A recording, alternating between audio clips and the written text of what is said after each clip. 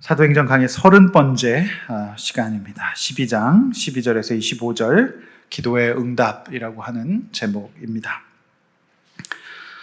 미국 여론조사 업체 퓨 리서치 센터가 한국, 미국, 프랑스, 독일, 영국 등 14개국을 대상으로 조사한 결과 주요국 가운데 한국이 코로나19 감염병 걱정을 가장 많이 하는 것으로 나타났습니다. 좀 특이한 점은 조사 대상국 가운데 코로나19 확진자가 가장 적은 한국이 코로나19를 가장 많이 걱정하는 것으로 나타났습니다. 대부분의 국가에서 대체로 여성이 남성보다 우려가 더 큰 것으로 나타났습니다. 외신은 코로나19 확진자 수가 가장 많은 미국, 인구 100만 명당 19,056명이고요. 스페인 10,000명당 11,431명에 비해 한국은 인구 100만 명당 확진자 수가 421명, 사망자 수는 이제 7명임에도 불구하고 걱정에 대한 강도는 1위로 나타나서 외신은 우리나라를 걱정왕, 한국은 걱정왕 이렇게 말하고 있습니다. 코로나 확진자 수가 제일 적은데도 걱정은 14개국 중에서 1위라고 평하고 있습니다. 여러분, 이 통계를 어떻게 생각하십니까? 만약 이 통계가 맞는다면 한국의 성도들 역시 걱정이 많겠죠? 그래서 하나님 앞에 기도하면서도 늘 불안과 걱정에서 헤어나오지 못할 가능성이 많다는 것을 의미할 것입니다. 여러분, 요즘 어떤 기도를 하고 계십니까? 또 어떤 응답을 받고 싶으십니까? 저는 오늘 기도의 응답이라는 제목으로 말씀을 전하려고 합니다. 하나님께서는 야고보가 순교하고 베드로가 갇혀있고 곧 순교를 앞두고 있는 상황 가운데 예루살렘 성도들의 기도를 어떻게 응답하셨을까요? 반면 하나님을 몰라서 헤롯 왕을 찬양하고 인간을 의지하는 두려워하시던 백성, 그리고 헤롯 왕은 어떻게 응답을 받았을까요? 오늘 본문은 두 가지로 차별이 되고 있습니다. 하나님을 의지하고 기도했던 백성들, 그 다음에 인간을 의지하고 찬양했던 백성들, 그렇게 두 가지의 모습과 두 가지의 응답이 주어지고 있습니다. 저는 오늘 이 시간 본문을 따라서 기도의 응답의 본질을 함께 생각하고 함께 하나님이 원하시는 온전한 기도를 할 수 있는, 또 어려운 가운데 있는 우리 모든 성도님들의 마음속에 주님 주시는 위로가 또 용기가 얻어질 수 있는 오늘 예배 시간이 되기를 간절히 기도합니다. 오늘 본론의 첫 번째로 하나님께서 기도하는 성도들을 어떻게 응답하시는가, 하나님께 기도하는 성도들이 받은 응답입니다. 12절에서 17절 말씀 우리 다시 한번 우리 정독하려고 합니다. 시작. 베드로가 대문을 두드린데 로데라 하는 여자아이가 영접하러 나왔다가 베드로의 음성인 줄 알고 기뻐하여 문을 미처 열지 못하고 달려들어가 말하되 베드로가 대문 밖에 섰더라 하니 그들이 말하되 내가 미쳤다 하나 여자아이는 힘써 말하되 참말이라 하니 그들이 말하되 그러면 그의 천사라 하더라. 베드로가 문 두드리기를 그치지 아니하니 그들이 문을 열어 베드로를 보고 놀라는지라. 베드로가 그들에게 손짓하여 조용하게 하고 주께서 자기를 이끌어 옥에서 나오게 하던 일을 말하고 또 야고보와 형제들에게 이 말을 전하라 하고 떠나 다른 곳으로 가니라. 아멘. 지난주 우리는 하나님께서 어떻게 베드로를 인도하셨는지를 자세하게 살펴보았죠. 성도들은 그때까지 기도하고 있었고 베드로가 옥에서 나오게 될 줄은 꿈에도 생각하지 못했습니다. 그들의 기도는 물론 베드로의 안전을 위한 기도도 했겠지만 물리적으로 야고보가 순교한 상황이었고 그 삼엄한 경비를 물리적으로 뚫을 수 없다는 것을 누구보다도 잘 알고 있었습니다. 이 상황 가운데 하나님의 뜻을 분별하고 예루살렘 교회에 닥친 이 영적 위기를 하나님께 아뢰고 이 시험에 빠지지 않기 위한 그런 몸부림에 가까운 그런 기도였다고 말씀드렸습니다. 야고보에 이어 베드로마저 이룰 수 있는 가정하에 이들은 비록 약하고 연약한 초대 교회였지만 하나님의 강하심과 역사하심을 믿으면서 어떤 일이 있더라도 십자가에서 죽으시고 부활하신 예수님을 배반하지 않기 위해, 믿음을 잃지 않기 위해 하나님 앞에 부르짖고 6월절의 기간을 마가의 다락방에서 보내고 있었던 것입니다. 여러분, 이들의 심정을 생각해 보십시오. 얼마나 기가 막히겠습니까? 무섭고 떨리고 앞길을 한 치 앞도 내다볼 수 없는 두려운 상황 가운데 있었습니다. 그러나 그들은 바랄 것 없는 상황에서도 기도의 자리를 떠나지 않았습니다. 그것은 하나님께 대한 믿음과 하나님의 섭리를 믿고 자신들이 초대교회 교인들로서 감당해야 될 그 인내의 자리를 떠나지 않았던 것입니다.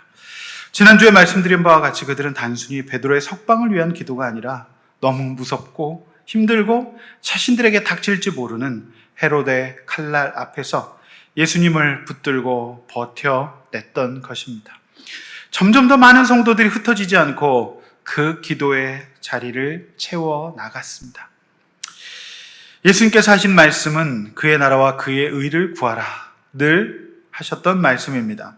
이 말씀 이후에도 이 모든 것을 너희에게 더하시리라 이렇게 말씀하셨죠. 그러나 많은 믿는 사람들은 예수님의 후반에 있는 말씀만을 사모해요. 이 모든 것을 더하시리라. 그러나 여러분, 그의 나라와 그 의를 구하는 것이 먼저 선행될 때 이 모든 것을 더해 주시는 거죠. 예루살렘 교회의 제자들은 야고보와 베드로가 간 그 길을 갈 자신이 도무지 없었습니다. 무서웠습니다. 그 길은 예수님이 가신 길이었습니다.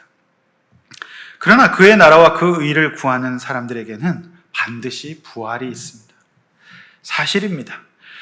그러나 오늘의 이 두려움과 고통의 상황에서 하나님을 신뢰하면서 기도하고 살아갈 때 하나님은 우리가 생각하지 못했던 방법으로 섭리하실 것입니다. 여러분, 제가 가만히 생각해 봤어요. 왜 하나님은 늘 이런 방식으로 일하실까? 과연 세상은 어떤 방식으로 돌아갈까? 자연계의 많은 동물 중에서 태어나자마자 가장 연약하고 미숙한 존재가 누굴까요? 어떤 동물일까요? 그는 인간이에요. 스스로 걷지도 못하고요, 앉지도 못하고 심지어 목을 가누지도 못합니다. 반면 다른 동물들을 보면요, 나자마자 바로 걷고 뛰어요. 근데 학자들은 이 이유를 인간의 직립보행 때문이다 이렇게 얘기해요. 이게 무슨 얘기냐 하면은 인간은 다른 동물들과 달리 직립보행을 해요. 그런데 이 인간이 직립보행을 하려면 골반이 클 수가 없는 거예요. 그래서 엄마의 안전한 뱃속에서 다른 동물들처럼 완전히 다 커서 나오면 참 좋겠지만 그렇게 다 커서 나오면 인간이 나올 수가 없는 거예요. 나오다가 질식해서 죽을 수도 있고 또 산모가 죽을 수도 있습니다. 자, 그래서 하나님은 이 인간을 가장 적당한 시기인 38주에서 42주 정도만 있다가 나올 수밖에 없도록 이제 인도하셨는데, 이때 그 태아의 뇌는 엄마의 뱃속에서 나올 때 뇌가 25% 정도밖에 자라지 않은 상태라고 해요. 그러니까 운동이 안 되는 거죠, 아이가. 목조차 스스로 가눌 수 없고 아무것도 할 수 없는 거예요. 그런데 여기서 학자들은 굉장히 중요한 말을 합니다. 인간이 다른 동물들과 달리 고등한 동물이 되어서 이 세상을 다스릴 수 있는 이유가 여기 있다고 해요. 그것은 인간의 뇌가 이 75%가 힘들지만 세상, 이 거칠고 험한 세상에 나와서 양육이라는 과정을 통해서 이 부모와 소통하며 세상과 소통하며 세상의 바이러스와 또 추위와 더위와 엄마의 뱃속과는 너무 다르죠. 이런 험한 환경 가운데 때로는 아프기도 하고 넘어지기도 하고 이렇게 고난을 통해서 성장하기 때문에 인간이 다른 동물들과는 달리 엄청난 고등한 동물이 될 수 있었다라고 말하고 있는 것입니다. 여러분, 어떻게 생각하십니까? 만약에 인간이 다른 동물들처럼 완전히 성숙해서 나왔다고 한다면 인간이 이렇게 고등한 동물이 될 수 없는 거예요. 나와서 아프고 참 이렇게 힘든 과정을 거쳤기 때문에 인간이 이렇게 동물들과는 다른 고등한 동물이 될 수 있었다라고 하는 겁니다. 저는 이것이 바로 하나님의 섭리가 아닌가.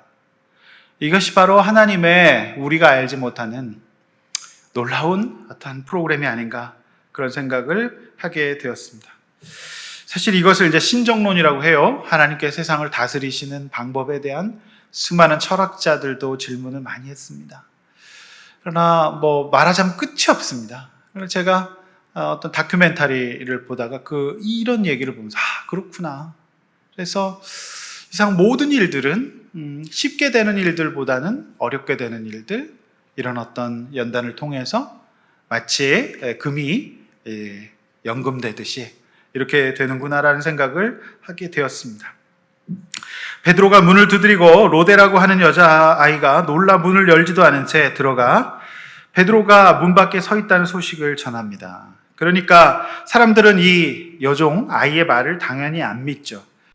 베드로가 죽은 것이라고 생각하고 베드로랑 비슷한 사람이라고 봤습니다. 이제 천사가 온 것이라고 말했습니다. 그러니까 당시 유대인들은 모든 사람에게는 그를 보호하는 수호천사가 있는데 수호천사는 보호하는 사람과 똑같이 생겼다고 믿었어요. 그 당시의 의식들이. 그래서 사람들은 베드로는 죽었고 이제 베드로의 수호천사가 찾아온 것이다. 이제 그렇게 받아들였습니다. 그런데 웬일입니까? 계속 밖에서 문을 두드리는 거예요. 베드로가. 결국 문을 열어주니까 실제로 베드로였다는 것이죠. 베드로는 곧장 헤롯의 군대가 자신을 잡으러 올 것을 알았죠. 얼마나 헤롯이 제정신이 아닌 사람인지를 잘 알고 있었습니다. 그가 거기 계속 머물러 있었을 경우 그 기도처 역시 발각될 가능성이 많았기 때문에 여러분 베드로는 손짓하여 소리를 낮추게 됩니다. 그리고 하나님께서 자신에게 역사하신 일들을 설명합니다. 자, 그리고 다음이 중요합니다. 자신이 풀려났으니까 이제 자신을 중심으로 더 열심히 뭉칩시다 라고 말할 법하지도 않습니까? 자, 그러나 베드로는 그렇게 하지 않고 예루살렘 교회를 떠나서 예수님이 요한복음 21장 18절 19절에서 예언한 대로 안디옥 교회를 거쳐 이방 땅 선교를 하고 배우지 못한 그였지만 베드로 전후서를 기록하는 한편 최후에 네로 황제 때 로마에서 십자가에 거꾸로 매달려 순교했다라고 하는 것이 이제 정설입니다. 저는 이 본문을 이제 두 가지 입장에서 봐야 된다고 봐요. 먼저는 이제 베드로의 입장입니다. 하나님의 이제 응답이 바로 이거였어요. 사실 베드로가 내려놓지 못하는 것이 있었습니다. 그것은 언제나 이 꼬리가 되지 않고 머리가 되는 것이었어요. 어디를 가든지 인정받고 리더가 되어야 직성이 풀리는 사람이었죠. 그러던 그가 오순절 성령 강림 이후 스데반 집사가 순교하고 형제 야고보의 순교를 보게 됩니다. 이방을 향한 예수님의 명령과 계획이 있었음에도 불구하고 우리가 그동안 사도행전 강해를 통해서 들어왔듯이 그는 예루살렘 교회의 대사도직을 고수하려는 면이 있었습니다. 마지못해 빌립 집사의 수고로 그 이방 땅을 순회하기는 했지만 그는 여전히 그 중앙을 고집하는 면이 있었습니다. 그러나 성도들은 기도했고 헤롯의 핍박을 겪으면서 그는 이런 방식으로 하나님의 응답을 받습니다. 그 응답은 이런 것이었습니다. 그동안 내가 하나님의 교회를 이끌어가는 것으로 생각했지만 그것이 아니었구나. 성령께서 이끌어 가시는구나. 바로 그것을 깨닫습니다. 자신이 감옥에 있는 기간에도 너무나 흔들림 없이 마가의 다락방에서 기도의 본질을 붙잡고 기도했던 성도들을 세워주시는 것이 이 상황의 뜻이었구나라는 것을 깨닫게 됩니다. 당시 예루살렘, 당시 기독교계는 헬라파 유대인과 히브리파 유대인들 이렇게 큰 두 축이 있었습니다. 그런데 히브리파 유대인, 워낙 이 진골로서 예수님의 제자로서 그 어떤 우선권, 그 어떤 주도권을 쥐고 있었던 베드로가 아니었겠습니까? 그런데 그가 비로소 예루살렘 교회의 그 주도권을 이제 내려놓게 되는 거예요. 저는 이것이 하나님의 이제 응답이라고 생각합니다. 박수갈채를 받고 스포트라이트를 받던 그가 그것을 내려놓게 되는 거죠. 이것이 참된 주님의 응답이라고 저는 봅니다. 많은 사역자들이 자신이 무엇을 한 줄로 압니다. 그래서 때가 되었음에도 불구하고 쉽사리 사역을 물러나지 못하고 뒤에서 조종하거나 후임자에게 부담을 줍니다. 이도 아닐 경우 세습을 하거나 변칙적인 세습을 함으로 말미암아 여전히 자신의 공로와 의의를 내세우죠. 그런 면에서 헤롯 왕의 핍박은 필요악이었습니다. 이 일을 통해 베드로의 가장 핵심에 있었던 주인 행세가 내려놓아집니다. 그의 가장 핵심에 있었던 성공과 인정과 그런 어떤 가치관이 벗어지는 그런 순간이었습니다. 이것이야말로 성도들의 기도의 응답이었다고 저는 생각합니다. 성도들의 입장에서도 한번 묵상해 봐야 합니다. 헤롯의 핍박으로 인한 강력한 기도는 어떤 방식으로 응답받게 되었습니까? 그것은 베드로의 석방의 목적이 아니라 그들이 하나님의 신실하심과 선하심을 의심하지 않고 어떤 사람과 환경을 의지하지 않고 하나님만 의지하게 되는 응답을 받게 된 것이죠. 그들은 이제 이 기도의 기간을 통하여서 베드로가 없어도 그들은 하나님 앞에서 여전히 서 있을 수 있는 충분한 내공을 가지게 되었습니다. 저는 이것이 간절한 기도의 응답이었다라고 생각합니다. 구하지 않은 베드로의 심디한 석방을 경험했지만 베드로는 호련히 떠나갑니다. 그리고 그는 베드로 전후서를 기록하고 사도행전 15장 공의회 때 잠깐 등장한 다음에 그 다음에 그는 더 이상 사도행전에 등장하지 않아요. 사도행전의 초점은 이제 예루살렘 교회에서 안디옥 교회로 옮겨집니다. 사도행전의 초점은 이제 베드로에서 바울에게로 옮겨지게 됩니다. 여러분, 저는 이게 기도 응답이라고 봐요. 사실 베드로는 굉장히 괴로웠을 거예요. 열등감도 많고 열심은 있었던 사람인데요.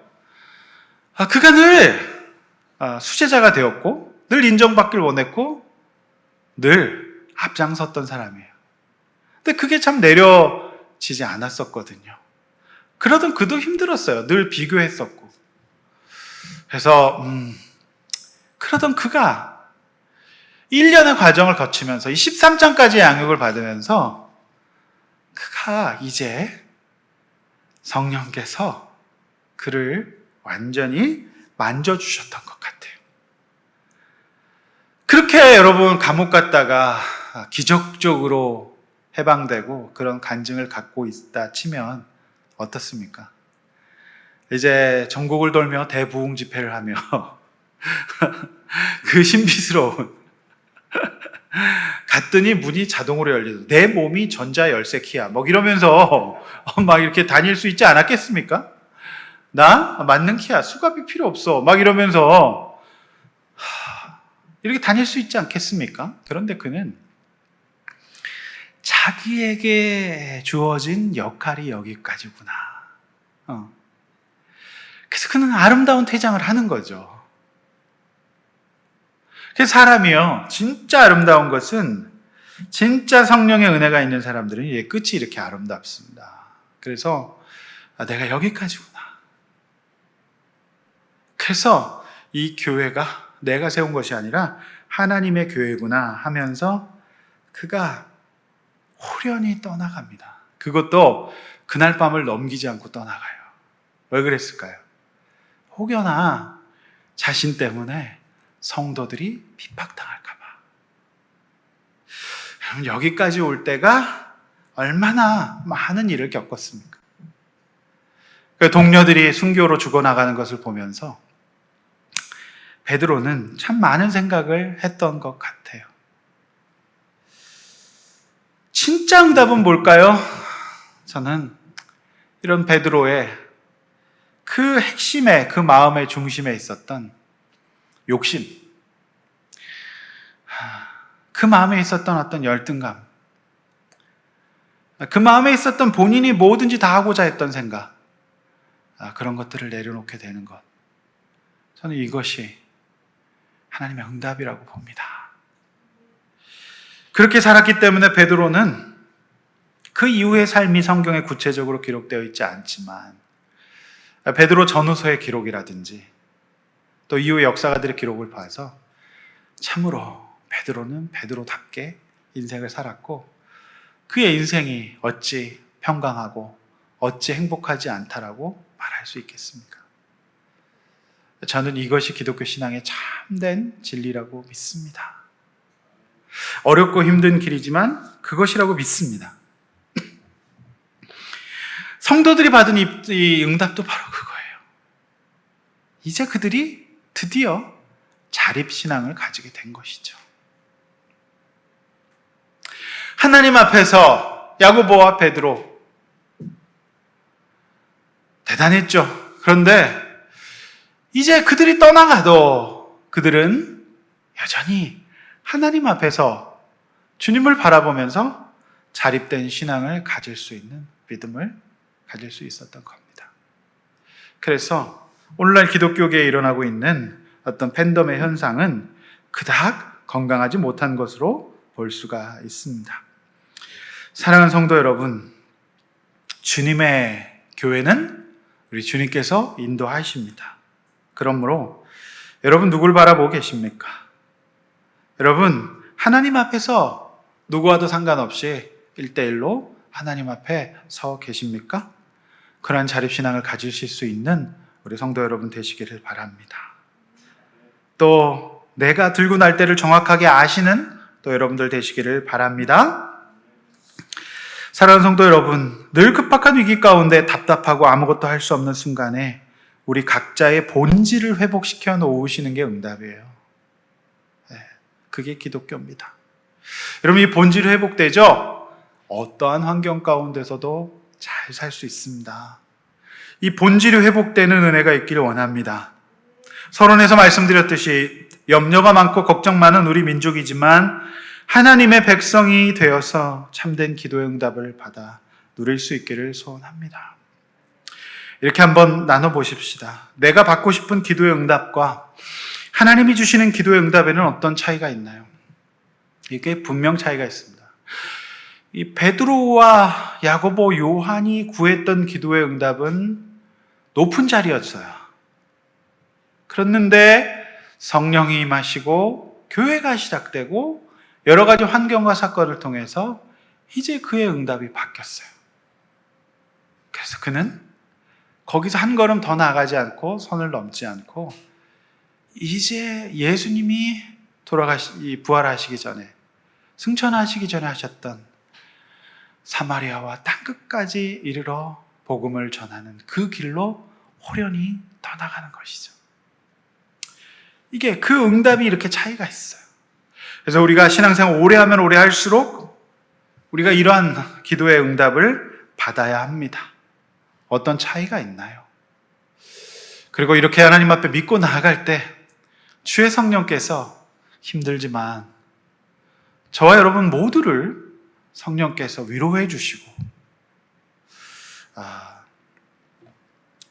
은혜 주시기를 간절히 소원합니다. 또 하나님께서 견디고 이길 수 있는 약간의 은혜들도 또 주시기를, 현실적인 은혜들 주시기를 간절히 축원합니다. 절망적이고 힘든 환경 속에서도 하나님의 뜻을 신뢰하고 순종할 수 있기를 원합니다. 그렇게 살아갈 수 있기를 원합니다. 자, 반면 이제 18절에서 25절 헤롯 왕을 찬양하는 백성들이 받은 응답이에요. 이 반대로 살아가는 사람들이 있어요. 너무 차별적으로 보입니다. 자, 우리 18절에서 25절 본문 우리 다시 한번 읽어보겠습니다. 시작. 날이 새매 군인들은 베드로가 어떻게 되었는지 알지 못하여 적지 않게 소동하니 헤롯이 그를 찾아도 보지 못하매 파수꾼들을 신문하고 죽이라 명하니라. 헤롯이 유대를 떠나 가이사랴로 내려가서 머무니라. 헤롯이 두로와 시돈 사람들을 대단히 노여워하니 그들의 집이 왕국에서 나는 양식을 먹는 까닭에 한 마음으로 그에게 나아와 왕의 침소 맡은 신하 블라스도를 설득하여 화목하기를 청한지라. 헤롯이 나를 택하여 왕복을 입고 단상에 앉아 백성에게 연설하니 백성들을 크게 부르되 이것은 신의 소리요 사람의 소리가 아니라 하거늘 헤롯이 영광을 하나님께로 돌리지 아니하므로 주의 사자가 곧 친히 벌레에게 먹혀 죽으니라. 하나님의 말씀은 흥왕하여 더하더라. 바나바와 사울이 부조하는 일을 마치고 마가라 하는 요한을 데리고 예루살렘에서 돌아오니라. 아멘. 자, 이 위기 가운데 성도들은 마가의 다락방에 모여서 하나님의 섭리를 믿고 기도했어요. 자, 반면 권력이 있었고 또 현실 가운데 살았던 드로아 시돈 사람들의 이 너무나도 상반된 모습, 어쩌면 불신자들의 모습, 또 교회 안에 있지만 믿음이 없는 자들의 모습일 수 있습니다. 자, 그들이 어떻게 하는지 오늘 20절에서 25절까지는 완전히 정반대의 모습을 보여주고 있습니다. 이것이 주는 교훈이 우리가 무엇인지를 봐야 합니다. 자, 날이 새매 헤롯은 불같이 화를 쏟아냅니다. 자, 그는 이 상황을 해석할 길이 없습니다. 그러니까 이 믿지 않는 사람들은요, 모든 상황을 해석할 길이 없어요. 그런 사람이 할 수 있는 일은 다른 누군가에게 화를 쏟아내는 것입니다. 이런 분들에게 권능이 있으면 굉장히 위험한데요. 백성들이 고난을 당하게 되죠. 헤롯 왕은 베드로를 경비한 인원 모두를 책임을 물어 죽입니다. 백성의 환심을 사보려던 그는 지긋지긋한 예루살렘을 떠나 로마 군대의 본거지인 가이사랴, 우상숭배 황제의 도시라고 말씀드렸죠. 그 도시로 갑니다. 예수님을 믿는 하나님의 백성들은 마가의 다락방으로 가는데 황제는 황제의 도시, 우상숭배의 도시, 로마 군대의 본거지 황제의 상이 있는 도시 가이사랴로 가죠. 우리는 어디로 가야 할까요? 그러나 20절은 그곳에서도 그의 심기를 건드리는 무슨 일이 일어났던 것 같습니다. 그 일이 무슨 일이었는지 구체적으로 기록되어 있지 않지만, 자, 두려운 드로아 시돈 백성들은 그곳에서 나는 것으로 먹고 살았기 때문에 어떻게 되든지 간에 먹고 살기 위해서, 그러니까 화를 면하기 위해서 왕의 최측근인 블라스도에게 청탁을 넣습니다. 20절 이하의 드로아 시돈 백성들은 윗문단의 예수님의 제자들과 너무나도 명확하게 대비가 됩니다. 잘 보십시오. 자, 야고보가 순교당하고 베드로가 헤롯 왕에게 잡혔다는 소식을 듣자 예루살렘 교회 성도들은 바로 기도를 시작했지 않습니까? 이것은 모든 일의 주관을 하나님이 하시고 사람을 의지하지 않고 천지 만물을 주관하시는 하나님을 의지하겠다는 믿음의 결단 아니겠습니까? 그런데 제자가 아닌 드로아 시돈 사람들의 모습을 보십시오. 헤롯 왕에게 힘이 닿을 만한 왕의 침소를 맡은 신하, 소위 문고리 권력인 블라스도에게 청탁을 넣고 있습니다. 자, 열심히 살고 있습니다. 알아보고 있습니다. 그런데 이들은 기도하지 않고 사람을 의지하고 있어요. 그들에게 있어서 기도란 가장 비생산적인 일들 중에 하나가 아니었겠습니까? 그러나 성도들은 기도합니다. 그래서 이번 주 우리는 가정에서 함께 기도하기를 원했죠. 정말 우리가 기도해야 합니다. 그들은 기도의 자리에 모이지 않았고 청탁을 넣고 사람을 알아봤어요. 그리고 여러분, 헤롯의 연설을 듣습니다. 그들이 헤롯의 연설을 들어요. 딴 것 듣지 않아요. 말씀 듣지 않아요. 예배 가운데 나가지 않습니다. 그들은 헤롯의 연설을 들어요. 그리고 그곳에 열광하고 있습니다. 제가 가만히 생각해 봤어요. 요즘의 헤롯의 연설은 무엇일까? 저는 요즘 헤롯의 연설이 아마도 유튜브가 아닐까 생각했어요. 정말 유튜브 난립니다. 너무나도 많은 정보의 양이 넘쳐납니다. 사람들은 요즘 포털의 검색보다 유튜브를 검색합니다. 믿지 않는 사람들은 물론 믿는 사람들까지 용기를 얻고 싶을 때, 영감을 얻고 싶을 때 유튜브를 검색해요. 유튜브는 이미 공중파의 영향력을 앞지른 지 오래라고 해요. 공중파보다 유튜브가 재밌다고 해요. 그런데 저는 유튜브 상의 기독교 관련 콘텐츠들은 정말 잘 분별해서 들으셔야 한다고 봅니다. 균형 잡히고 건강한 성경 해석을 하는 것보다 그렇지 않은 콘텐츠들이 너무 많습니다. 그래서 평신도들이 분별 없이 유튜브의 콘텐츠들을 보시다가 잘못된 성경 해석이나 건강하지 못한 신학에 빠지는 경우, 또는 한쪽으로 치우친 생각에 경도되시는 경우가 꽤 많이 있습니다.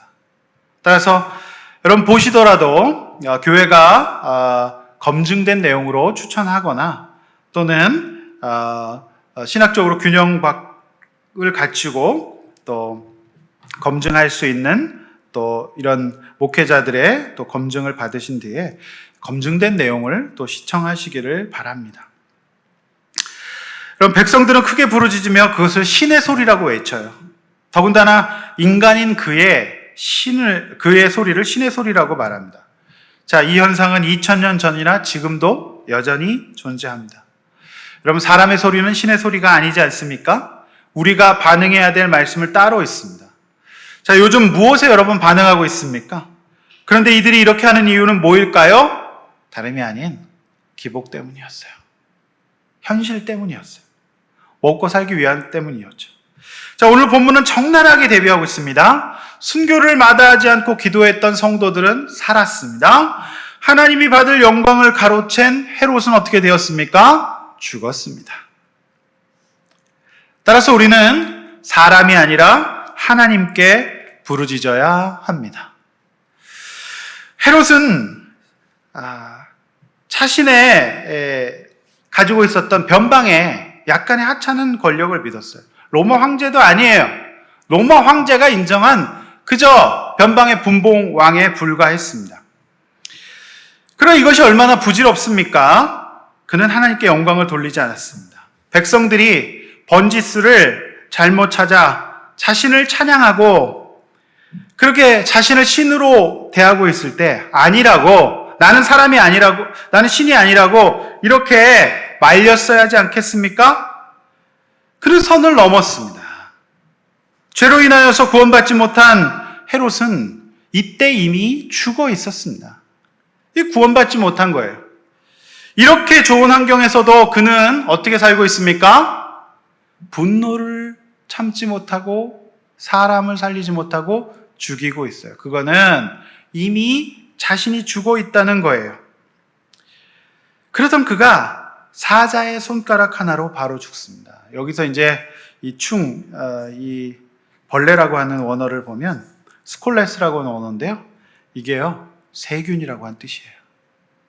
지금으로 치면 이분이 코로나? 이런 거 이제 걸려 죽은 겁니다. 그래서 이게 이제 로마 역사학자들에 보면 이제 이 당시의 역사학자 중에 로마 역사학자 가장 유명한 사람이, 세부적으로 적어놓은 사람이 우리가 잘 알고 있는 이 학자죠. 그 학자들의 이제 를 보면 요세푸스죠. 요세푸스 학자의 기록을 보면 5일 동안 심한 복통으로 고생하다가 죽었고요. 이 내장에 충이 붙어가지고 유액을 발라먹다가 장애 활동에 엄청난 지장을 받아가지고 엄청난 고통을 겪다가 죽었다라고 하는 이제 역사 기록이 있다고 합니다. 여러분, 인생이요, 그렇게 권력자라도 벌레 하나를 극복하지 못하는 게 인생이에요. 근데 이 사람이 자신 신이라고요? 그러니까 이제 성경은 모호한 상징을 보여줍니다. 자, 벌레에 죽여 먹혔지만 어쩌면 그의 인생이 이미 벌레 같았다라고 하는 거죠.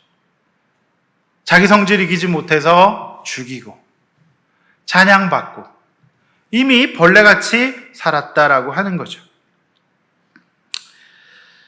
많은 사람들을 죽이고 공포로 몰아가고 억지 숭배와 인정을 강요했던 그가 이미 벌레 같은 삶을 살고 있었다라고 하는 것입니다.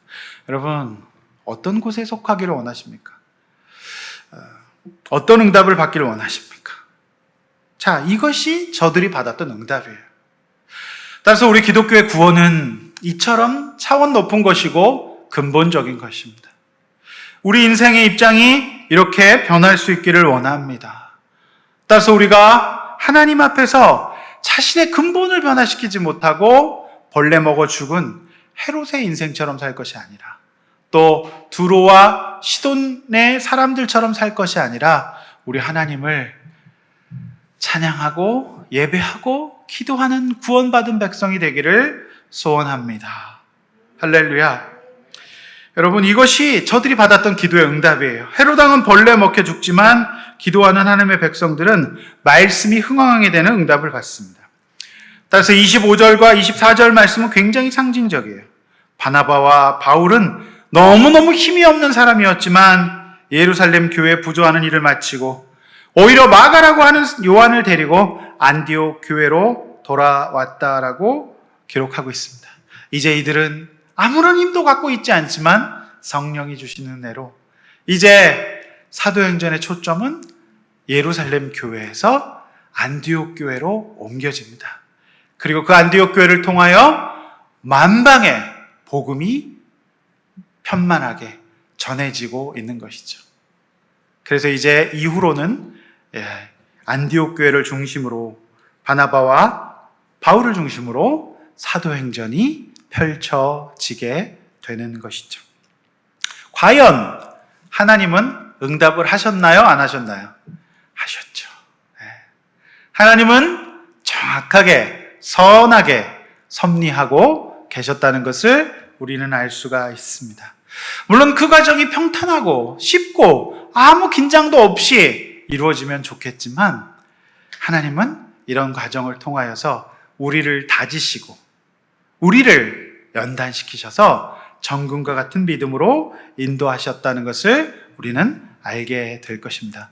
만약 이러한 과정이 없이 사울이 그냥 선교의 일들을 감당했다면 그는 여전히 교만했고 그는 여전히 율법 가운데서 벗어나지 못했을 것입니다. 또 1년의 과정, 베드로의 과정을 보면서 사울은 그가 아름다운 체장을 어떻게 하는 것인지를 또 베드로를 통해서 배우지 않았겠습니까? 이 모든 것이 우리가 알지 못하는 하나님의 섭리였다라고 하는 것입니다. 두로와 시돈 백성 그리고 헤롯 왕의 모습을 보면서 여러분 성도로서 어떤 도전을 받습니까? 하나님을 믿는다고 하면서 여전히 사람과 사람의 목소리에 대세의 귀를 기울이며 하나님의 말씀을 무시하는 사람은 아닙니까? 매일 성경이 중요합니까? 매일 경제가 중요합니까? 위기는 기회라는 말이 있습니다. 이 코로나 위기의 때에 하나님을 신뢰하며 우리의 본질이 바뀌는 이 은혜를 누리시는 성도 여러분 되시기를 주님의 이름으로 축원합니다. 이렇게 한번 나눕시다. 내가 하나님의 말씀보다 하나님보다 더 의지하고 따르는 사람이나 권세는 무엇인가요? 두로와 시돈 사람처럼 하는 것은 무엇인지 나눠보시죠. 또 코로나19의 때에 나에게 오히려 기도와 말씀이 더 흥황하고 있습니까? 이때가 더 흥황할 때예요. 저는 제가 볼 때 요즘 창세기나 또 요즘 사도행전 말씀을 통하여서 우리 공동체 가운데 이 말씀이 조금 더 흥황하는 기회가 되었으면 좋겠습니다. 기도가 흥황하는 기회가 되었으면 좋겠습니다. 네, 이제 결론입니다. 어제 새벽 저희 20년 지기 동역자이자 청소년 사역자였던 김용재 목사가 갑자기 심장마비로 하나님의 부르심을 입었습니다. 우리 교회도 방문을 했었고 저와 동년배로서 서로 의지하고 현장에서 함께 울고 웃으며 사역했던 참으로 귀한 사역자였습니다. 자유롭고 순수한 영혼의 김 목사는 누구나 한번 들어가면 나오고 싶어 하지 않았던 통합직의 압구정동 S교회의 전임 자리를 호련히 자신에게 맞지 않는 옷 같다며 던지고 아무도 도와주지 않았던 청소년 사역단체를 만들어 그리고 교회를 개척하고 특별히 학교와 교회를 잇는 사역의 선구자로 사역했습니다. 우리나라의 청소년 사역 중에 학교와 지역 교회를 이어주는 특별한 사역의 개척자로 사역했습니다. 그러나 최근 그가 코로나 사태로 인한 모든 활동이 묶이고 어려움이 있었을 것으로 보입니다.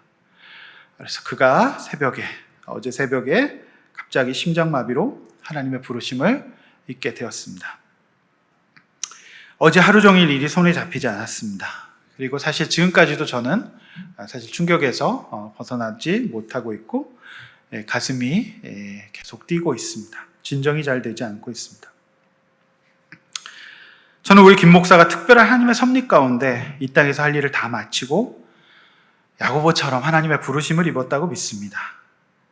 그가 남긴 단체와 교회는 후배 사역자들이 오늘 예루살렘 교회 성도들처럼 이제 하나님 앞에서 그의 유지를 받들어 잘 서갈 수 있을 줄로 믿습니다.